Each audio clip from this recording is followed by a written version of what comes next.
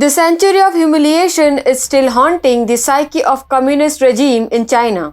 In order to subdue their inferiority complex, CCP is taking decisions to seek vengeance against the world. In this mad frenzy, the CCP has bitten off more than they can chew. In absence of resolute action against its territorial grabs, the belligerent dragon kept tormenting smaller nations to massage its ego and undue the jitteriness of the century of humiliation.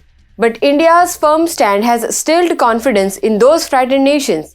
This has consequently led to the nervous breakdown of Chinese, which is forcing them to make erratic decisions and worsen their situation furthermore. Namaste and welcome to TFIPost. I'm your host Sabita Mishra. If you are watching us on YouTube, please subscribe and press the bell icon to get all the latest updates. If you are watching us on Facebook, do like, share and follow the page. Let's begin. Chinese President Xi Jinping has been taking desperate steps to get on equal footing with Mao Zedong. For that, he has been frantically doubling down on the atrocities on Chinese people and against the whole world.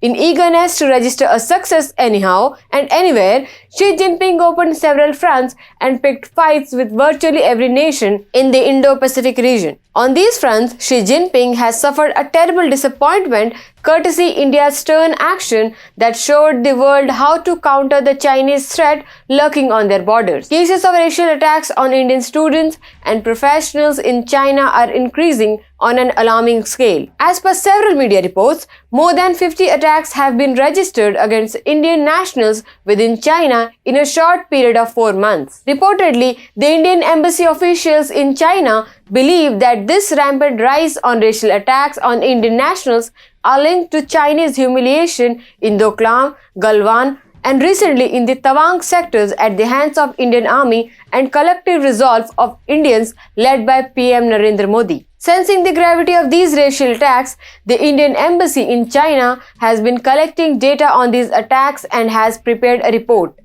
The alarming number of 50 cases of assault and robbery on Indian students in China is based on this report by Indian Embassy officials. Internally, the Chinese economic bubble burst miserably with the collapse of its bloated real estate sector and faulty lending process undertaken by the banks. Additionally, the unceremonious exit of Chinese leaders from National Congress has exemplified the insanity of Xi Jinping, which is not even sparing former who's who of CCP. Earlier, the Chinese citizens traded their freedoms with economic progress.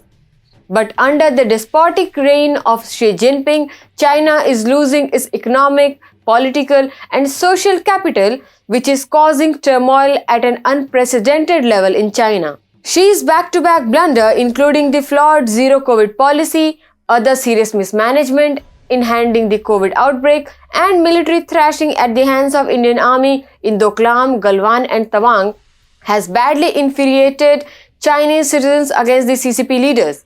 Further, the global condemnation and economic downturn in China have added to their social angst, which badly needed an outing. But China should realize that it will have to pay a heavy price for these racial attacks on Indian nationals. China should brush up its memory and realize that it was its misadventures that resulted in premature exit of its established apps, toy markets and other substandard export market. With collective resolve, India has shown Chinese despots that for their every sinister act, the process of delinking with China will accelerate at an unimaginable pace.